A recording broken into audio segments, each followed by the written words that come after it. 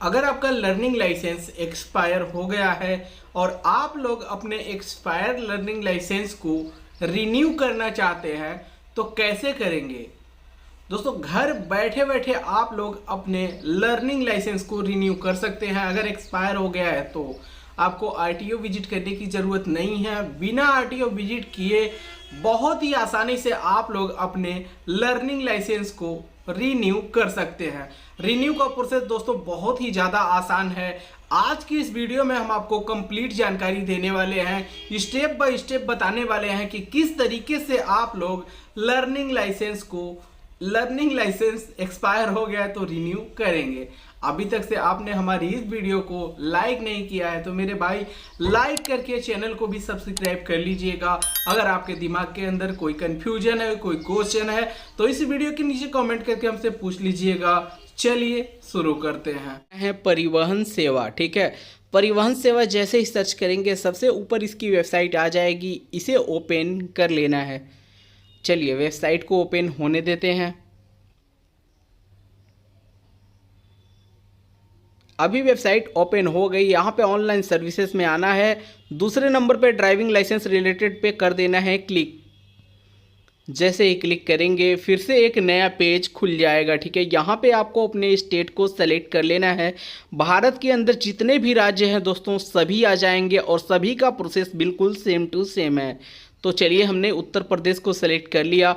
अब यहाँ पे क्या करना है, आपको इस तरह का इंटरफेस खुल जाएगा। यहाँ पे आना है लर्नर लाइसेंस में, ठीक है। उसके बाद से यहाँ पे पहले नंबर पे नए के लिए आवेदन कर सकते हैं, एक्सपायर के लिए यहाँ पे दूसरे नंबर पे है, ठीक है। Expired learner licence issue again, ठीक है। इसके ऊपर आपको कर देना है क्लिक।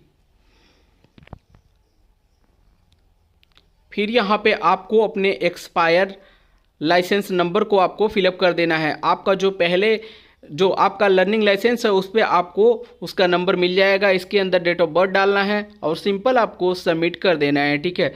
यहाँ पे हमने जो लर्निंग लाइसेंस एक्सपायर है नंबर फिलअप करके सबमिट कर दिया है, ठीक है।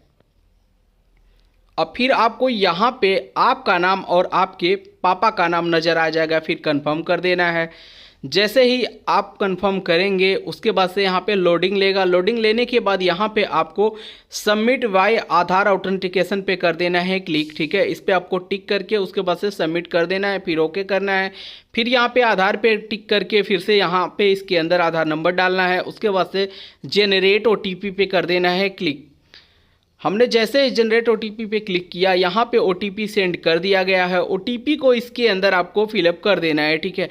आपके रजिस्टर्ड मोबाइल नंबर पे OTP चला गया होगा, ठीक है। इन तीनों पे टिक मार करके आपको सिंपल ऑथेंटिकेट पे कर देना है क्लिक। तो यहाँ पे दोस्तों OTP चलिए हमने यहाँ पे फिलअप कर लिया। अब यहाँ पे ऑथेंटिकेट पे करते हैं क्लिक।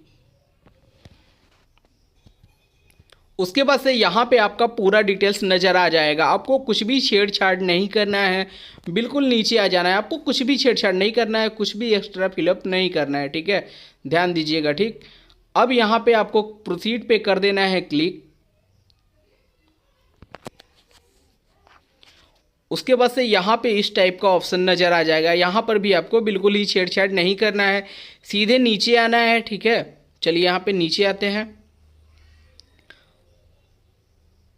यहाँ पे आप लोग कुछ भी छेड़छाड़ कर भी नहीं पाएंगे, ठीक है।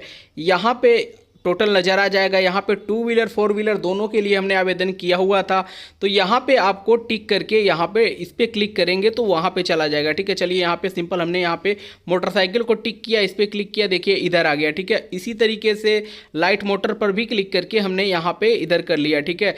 उसके बाद से अब क्या करना है दोस्तों, यहाँ पे सेल्फ डिक्लेरेशन फॉर्म नंबर 1 को आपको सेलेक्ट करना है। इसके ऊपर जैसे ही आप क्लिक करेंगे उसके बाद से यहाँ पे इस टाइप का इंटरफेस नज़र आ जाएगा।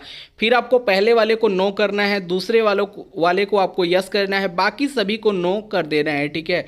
यहाँ पे अगर आप लोग पढ़ना चाहें तो पढ़ भी लीजिएगा, लेकिन इस तरीके से आप लोग कर दीजिएगा, ठीक है। उसके बाद से इस पर टिक करके सबमिट कर देना है। चलिए ओके कर देते हैं। ओके करने के बाद यहाँ पे हमारा जो डिक्लेरेशन फॉर्म है सबमिट हो गया। चलिए इसे काट देते हैं। अब यहाँ पे सिंपल आपको सबमिट कर देना है। उसके बाद से अब ओके करना है, फिर से अगेन यहाँ पे ओके कर देना है। फिर यहाँ पे देखिए आप जैसे ही ओके करेंगे आपको यहाँ पे एप्लीकेशन नंबर मिल जाएगा। एप्लीकेशन नंबर को आप लोग लिख करके कहीं रख लीजिएगा। आपके नंबर पर भी एप्लीकेशन नंबर एसएमएस द्वारा आ जाएगा तुरंत ही, ठीक है। यहाँ पे 2 व्हीलर 4 व्हीलर दोनों दिखा रहा है। अब चलिए यहाँ पे नेक्स्ट कर देते हैं। उसके बाद से यहाँ पे आपका एप्लीकेशन नंबर ऑटोमेटिक और डेट ऑफ बर्थ दोनों फिलअप हुआ मिल जाएगा। सिंपल आपको कैप्चा कोड फिलअप कर देना है। कैप्चा कोड फिलअप करने के बाद सिंपल आपको सबमिट कर देना है। हमने कैप्चा कोड फिलअप कर दिया। जैसे ही आप लोग सबमिट करेंगे फिर अगला स्टेप खुल करके आ जाएगा। टोटल दोस्तों इसके अंदर 3 स्टेप दिए जाएंगे, ठीक है। अगला स्टेप खुल करके आगे आपको नीचे आना है। देखिए यहाँ पे हमारा जो पहला स्टेप है सक्सेसफुली कंप्लीट हो गया है, ठीक है। दूसरे स्टेप में हमें बस अपने डॉक्यूमेंट्स को अपलोड करने हैं और तीसरा जो स्टेप है इसके अंदर आपको पेमेंट कर देना है। बस हमारा काम ख़त्म हो जाएगा, ठीक है। अब चलिए यहाँ पे सिंपल प्रोसीड कर देते हैं। डॉक्यूमेंट में आप लोग केवल अपने लर्निंग लाइसेंस को ही अपलोड करना है, ठीक है आपको, और कोई भी डॉक्यूमेंट नहीं लगेगा, ठीक है। यहाँ पे फिर अगला स्टेप आएगा खुल करके, तो इस पर आपको टिक करके ओके कर देना है। जैसे ही ओके करेंगे आपको जो डॉक्यूमेंट अपलोड वाला ऑप्शन है यहाँ पे मिल जाएगा, ठीक है। अब आपको यहाँ पे क्या करना है, देखिए यहाँ पे आपको सबसे पहले डॉक्यूमेंट्स पे करना है क्लिक। यहाँ पे लर्निंग लाइसेंस का केवल एक ऑप्शन नज़र आएगा, टिक कर दीजिएगा, ठीक है। इस पर ओके करेंगे। प्रूफ के अंदर भी आपको लर्नर लाइसेंस को सेलेक्ट कर लेना है, ठीक है। और यहाँ पे देखिए जो ऑप्शन यहाँ पे नज़र आ रहा है इन सभी को आपको छोड़ देना है, कुछ भी फिलअप नहीं करना है, ठीक है। यहाँ पे सिंपल चूज फाइल पे क्लिक करके आपको अपने लर्निंग लाइसेंस के पीडीएफ को इसके अंदर सेलेक्ट कर लेना है, ठीक है। यहाँ पे हमने सेलेक्ट कर लिया है। अब सिंपल यहाँ अपलोड पे कर देते हैं क्लिक। जैसे ही अपलोड पे करेंगे क्लिक, यहाँ पे अपलोड होते ही यहाँ पे व्यू का ऑप्शन नज़र आ जाएगा। व्यू के ऑप्शन पे क्लिक करके आप लोग देख लीजिएगा कि आपने जो लर्निंग लाइसेंस लगाया है वो सही है ना, कोई दूसरा फॉर्म तो नहीं अपलोड हो गया, ठीक है। बढ़िया से आपको देख लेना है, ठीक है। यहाँ पे हमने जो लगाया है वो लर्निंग लाइसेंस बिल्कुल सही है। अब चलिए यहाँ पे सिंपल कन्फर्म कर देते हैं। कंफर्म होते ही यहाँ पे देखिए all document are uploaded successfully लिख करके आ गया। अब हमें कुछ भी अपलोड नहीं करना है, ठीक है। सिंपल बस हमें अब यहाँ से नेक्स्ट कर देना है। नेक्स्ट करेंगे तो अगला स्टेप खुल करके आ जाएगा जिसके अंदर आपको पेमेंट करना है, ठीक है। यहाँ पे देखिए आपको फिर से कैप्चा कोड एंटर करना है, same to same. Captcha code enter करने के बाद सिंपल आपको सबमिट कर देना है, ठीक। यहाँ पे application number date of birth automatic fill up हुआ मिल जाएगा, ठीक। चलिए हमने सबमिट कर दिया है। सबमिट होते ही यहाँ पे अब आपको नीचे आना है। अब फिर से आपको प्रोसीड कर देना है, ठीक है। अब इस बार हम पेमेंट करने वाले हैं, ठीक है। चलिए यहाँ पे प्रोसीड कर देते हैं। प्रोसीड होते ही यहाँ पे देखिए फिर से आपको यहाँ पे बैंक गेटवे को आपको स्टेट बैंक ऑफ इंडिया को सेलेक्ट कर लेना है और ये कैप्चा कोड को इसके अंदर फिलअप करके पे नाउ पे कर देना है क्लिक। चलिए captcha code same to same fill up कर लेते हैं। कैप्चा कोड हमने फिलअप कर दिया। अब यहाँ पे सिंपल पे नाउ पे करते हैं क्लिक। अब सीधे आपको यहाँ पे आई एग्री वाले ऑप्शन पे टिक करके प्रोसीड फॉर पेमेंट पे कर देना है क्लिक। टोटल 300 रुपये का पेमेंट लगने वाला है। चलिए प्रोसीड फॉर पेमेंट पे कर देते हैं क्लिक।